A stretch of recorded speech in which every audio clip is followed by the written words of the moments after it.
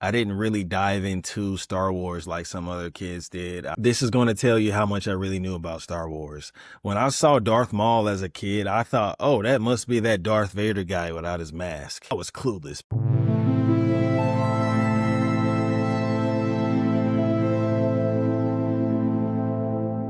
Yeah, so what I'm going to do is I'm going to start off with my number 6 and then give it a ranking on this tier list simultaneously, and then try to explain why I gave it that ranking and why I have it in that order. And yeah, let's get started. So I've already watched a couple of other people rank these movies. Obviously, I'm not ranking all 9. I'm just ranking the movies from the first 2 trilogies. And it's probably not hard to figure out what number 6 and 5 are. But I think my number 6 is going to be different from a lot of other people's number 6. And for me, number 6 is episode 2. And I'm going to give it a C tier. And I'm just going to come out and say it, man. If it wasn't for Natalie Portman, man, I don't know if I could have made it through this movie. I mean, she really was the only thing that kept me glued to that TV, man. And I didn't know. I've always heard of her name. I think I've seen her here and there in some movies. I didn't even know she was really, known for Padme and Star Wars. I really didn't know that, but I see why. I get it, man. And I was just in awe of how stunning she was, man. I'm just like, sheesh. But overall, I didn't necessarily like the story in here. I felt like it was very confusing and there was a lot going on and the plot was a little off. And then at one point, even though I love how they look together, I just felt like it was giving too much of Romeo and Juliet between Anakin and Padme. And it was kind of like puppy love and just too Shakespearean for me. I feel like if I was 16, 17, I would have enjoyed that part a little bit more. But, I'm a grown man. I don't really, not really captivated by what they had going on. And I feel like it was just filler almost. But, from a different perspective, I think they were just trying to build everything up for episode 3. I feel like that's the whole point of episode 2, was to build up the tension, build up the romance, build up the attachment, while simultaneously getting us to understand the major conflicts between the Republic and the Separatists and the Jedi Council and all of that. And they did a great job of that.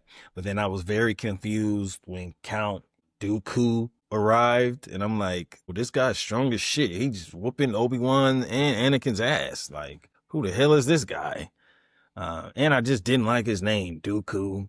And then I can't even remember the one character's name. It was the annoying character that Obi-Wan saved. I'm like, man, this guy's annoying as hell. Get him out of here. I don't know what you guys are trying to do with this character, man. This ain't my type of comic relief at all.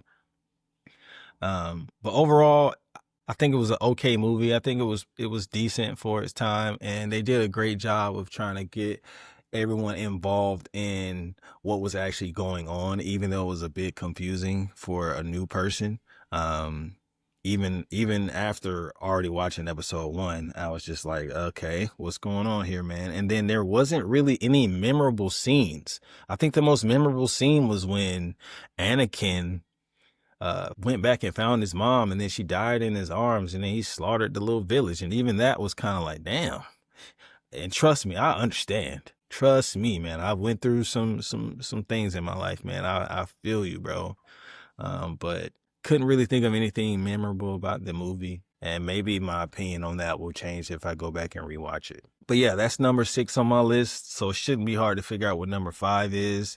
And some people probably would put episode 1 as number 6, but I'm going to put it as my number 5, and I'm going to give it a B tier. I'm going to give it a B tier.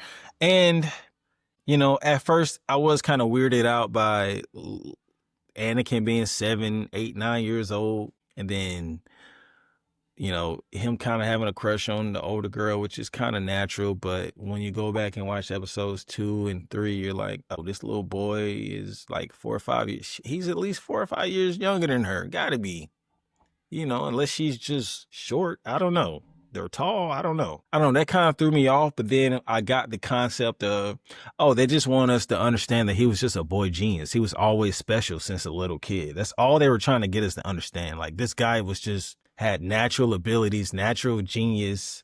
The force was superbly strong with him. Oh, this guy is the chosen one. And I'm going to get to that in a second, because there's this debate between Anakin being the chosen one and Luke being the chosen one. But from the jump, they just wanted to establish, like, hey, this is the chosen one. And I'm not going to lie, man, it was very dull watching this movie at first. If it wasn't for the pod racing, I don't know if I could have, I probably would have had to take a day or two break from watching this movie, man. That's how boring it kind of was. I was just trying to stay with it and understand what was going on. But the pod racing was what really captivated me and kept me glued to the TV. And I'm just like, oh yeah, this is what they're talking about. And they're coming out with that Galactic Racer game in 2026. I'm like, oh yeah, this is going to be lit. Let's do it. And I loved all the conniving that Qui-Gon did and him risking and wagering on behalf of Anakin, man. I just love that kind of stuff, man. How he was just risking it all and it ended up working out. That kept me on my toes a little bit, especially when it was like, bro, you never even won, bro. Like, don't get scared now, little boy. What the hell, bro? We risking it all on you. Come on, man. But what ultimately makes this movie great and saves this movie was that fight at the end. And I think everybody can all agree on that. And like I said earlier, man, I thought Darth Maul was freaking another version of Darth Vader. But that fight was great, man. I was so upset when Qui-Gon got stabbed. I was like, this man can't die. Hold up. He's got more work to do. He can't die. This is crazy. But then that set up Obi-Wan Kenobi to just become that guy. Qui-Gon dying and then Obi-Wan Kenobi having to kill Darth Maul in the fashion that he killed him was just fire, bro. Just fire. Number 5 on my list, though, B tier movie. I get why some people probably would rank it lower, but as a newbie, I was like, okay, I get what they're trying to do here. A little boring at first, but I love the pod racing and I love that fight at the end. It was awesome to me. Okay, now for some more controversy, man. Number 4 on the list. Some people might kill me. I don't know, bro. Some people might fuss me out. Number 4 on my list is going to be episode 6.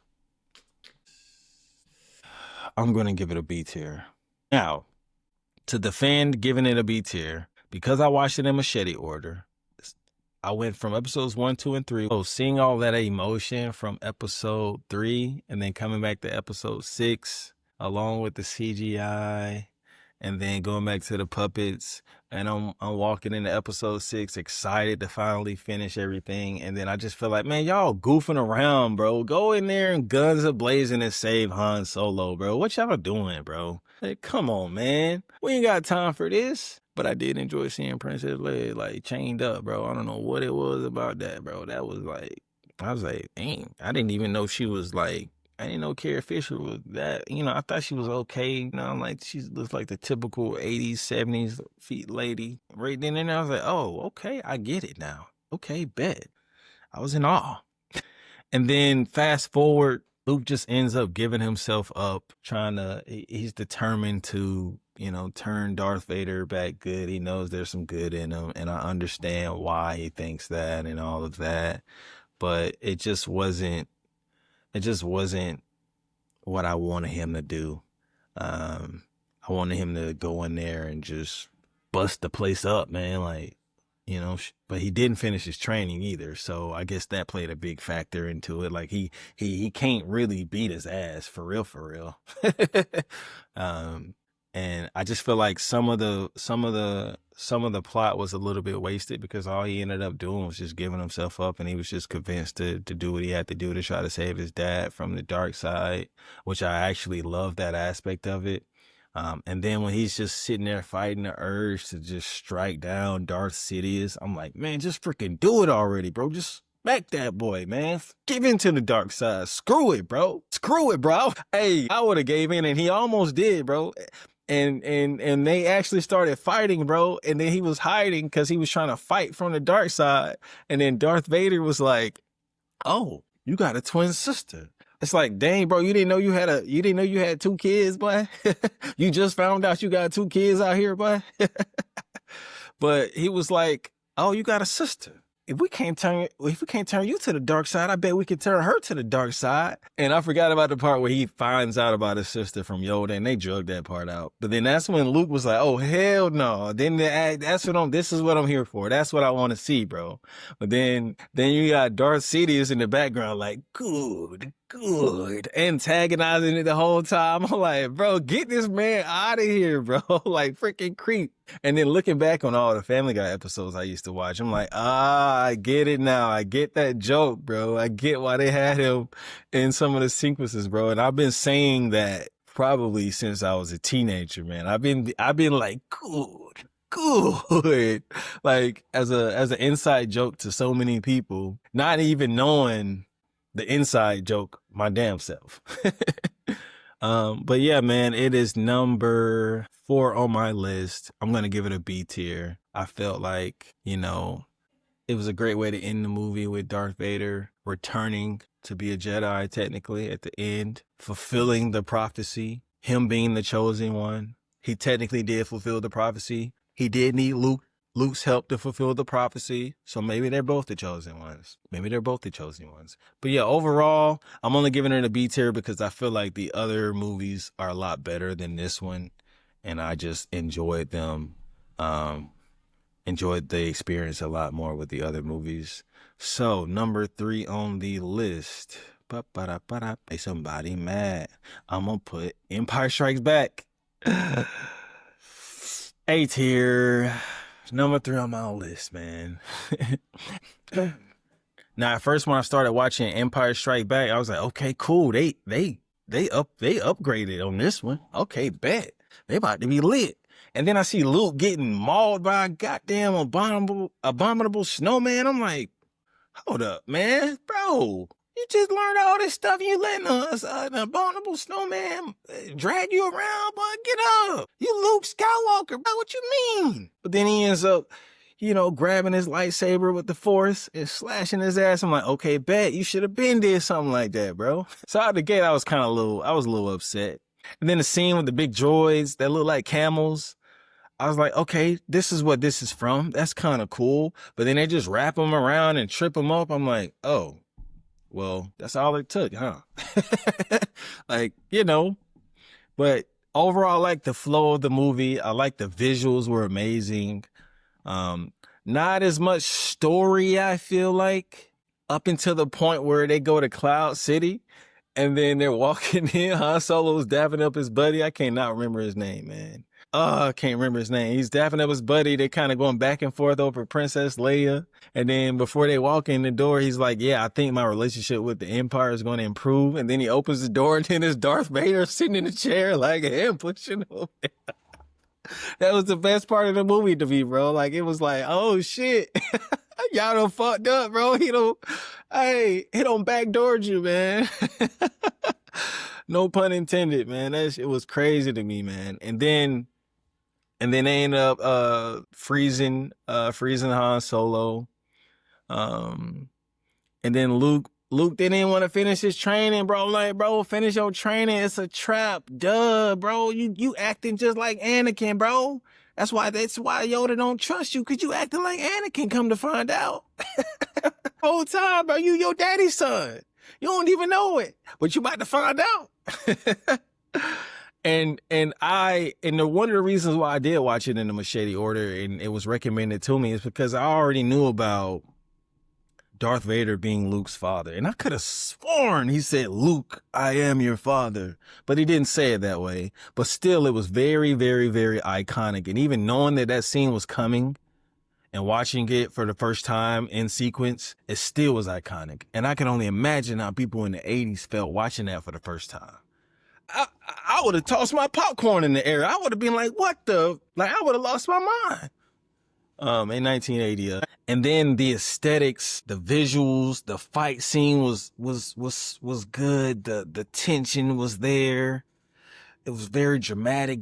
I just love that aesthetic, that scene of them fighting was just, it just made me feel good, man. It's just, I don't know, man. Like, I love the whole 80s era anyway. I love the aesthetic of old movies. I just loved it so much, man. And they've really delivered, and that's why it's an A tier.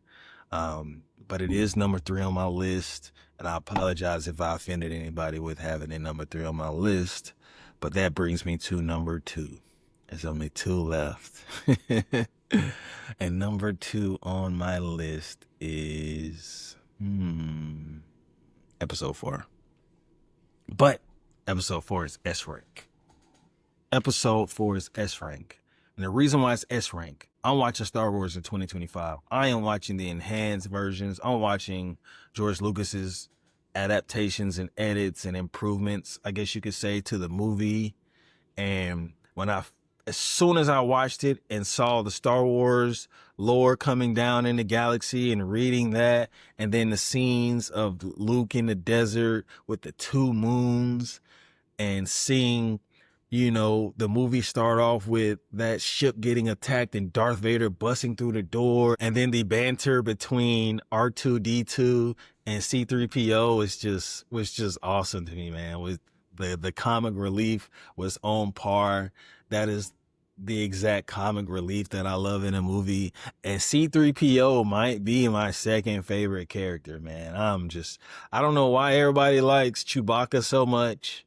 R2-D2, I kind of get it. I get why people love him, but I feel like C-3PO don't get enough love, bro. I like, he is literally the wittiest thing. He made me enjoy the movie so much. He carried me through the first half of the movie outside of the visuals.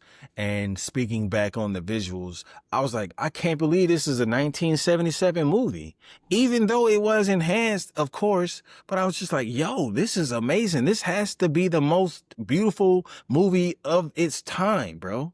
And this is probably why it was such a great movie, because they were doing stuff that no one else had ever done before. And if I'm impressed now, I know people were impressed back then.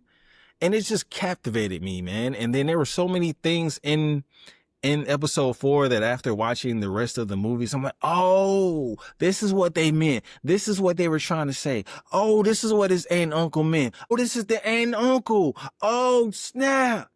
Oh, like it just came all the way together. And then the story from point A to point B, the story, the me trying to figure out, okay, all right, why is it like this? What did happen to his father? Darth Vader killed his father? Wait, hold up. I thought Darth Vader was his father. Wait, what they talking about? Why they trying to confuse me? Why he lying to this man? Like, you know what I mean? There was so many questions, bro, that I eventually got the answers to. And the only thing I can say that I didn't really like was the fighting between Darth Vader and Obi-Wan Kenobi. And I looked it up, and apparently George Lucas was trying to base it off of some old samurai fighting style. It looked like they were just fencing. I'm like, man, I don't want to see no fencing. I know it's 1977, but come on, man. I know Darth Vader can barely move in that suit, but come on, bro. Come on. And then when he let himself get destroyed, like he saw Luke them get bored in Han Solo's ship, and it was like, he didn't wink, but it felt that way. He was like, poof. I'm like, wait, why'd you do that, bro? Why would you do that? And later I found out why, though, but I was just like, what the heck? But yeah, overall, man, I feel like, oh yeah, I get it. And as a new Star Wars fan, as someone who appreciates movies and art and pop culture, and you're going to start your Star Wars journey, there's no way. And I'm not trying to offend anybody. Don't start with episode 1. If you start with episode 1, you're going to be like, you're just going to be like, you start with episode 4 so you can appreciate how it all began. And I appreciated it so much, man. And I'm just like, yo, I get it. It made me understand. And that's why it's number 2 on my list. And that's why it's an S rank movie. I just can't believe how great this movie was. I can't believe this movie was made in 1977. What kind of budget did you have, boy? boy had a bag on him, or just relentless hard work and a team that was relentless as well. But yeah, that leads me to number one on the list, man. And yeah, and I don't really have to say much about episode 3. I'm not going to say much about episode 3. The biggest thing for me was, okay, I see what they were doing with episodes 1 and 2, and they brought it all together in episode 3. And then they even brought it all together for me to go revisit episode 4. But before I revisit episode 4, I am going to watch Rogue One just so I can get some more of that Darth Vader in an HD format. And yeah, man, just after watching this movie, Anakin Skywalker is my number 2 character of all time, man. And I'm a huge Bruce Wayne Batman fan. That is my favorite character of all time. I am going to be making Batman content as well because I am fully immersed in that universe. I am fully attuned to Batman lore for sure. And I'm going to be playing the Arkham Asylum games for the first time. I'll probably start that after I finish Jedi, Fallen Order, and Survivor. Yeah, Anakin Skywalker, his story. I feel like I related to him so much, man. I lost my mom at a young age. And seeing him go through that pain resonated with me in episode 2. And then seeing all of that trigger things that happen in episode 3 and him not wanting to lose Padme, it just really resonated with me, man. I'm like, man, I'm Anakin. Like, I just haven't fully went to the dark side, but at one point I felt like I was going down that path, man, and I just really felt that. And then at the end, it was so tragic, but it was also so cool seeing him turn into Darth Vader at the end. It was tragic and cool and just so many emotions, bro. And I'm just glad that they brought it all together. And that's really all I'm going to say, man, about that movie. And from here, I'm going to, like I said before, I'm going to watch Rogue One and then start over again with episodes 4, 5, and 6. And then probably get into Clone Wars. And then maybe rewatch episodes 1, 2, and 3. Most likely just going to watch 3. Might watch episode 2 just to look at Natalie Portman some more, man, because she was stunning as heck.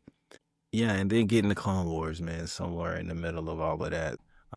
If you made it to the end of the video, man, I appreciate you for rocking out with me. If I offended anybody with my list or me messing up some parts of the movies and the stories, please forgive me. I appreciate everybody who's bearing with me on my journey, man, and I am so excited to continue this journey. I can't believe I made it this far in life without really diving into this universe. But I couldn't be more happier, man. I don't think I'm late. I think I'm right on time, man, especially with all these new games coming out. And I can't wait to watch some more content and then get back into Fallen Order. But yeah, thanks for watching, and peace out.